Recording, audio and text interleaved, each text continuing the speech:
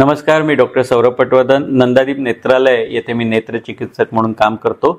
आज या व्हिडिओमध्ये आपण थोडक्यात विचार करूया की वयानुसार डोळ्याचे कुठले कुठले आजार होऊ शकतात।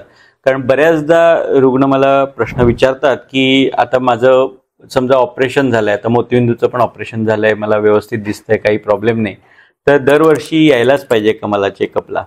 तर तुमचं ऑपरेशन झालं असू दे किंवा नसू दे, तर लक्षात ठेवा, जसं जसं आपलं वय वाढत असतं तसं वयानुसार डोळ्यामध्ये काही बदल होत असतात आणि त्यामुळे डोळ्याचे काही आजार होण्याची शक्यताही होत असते।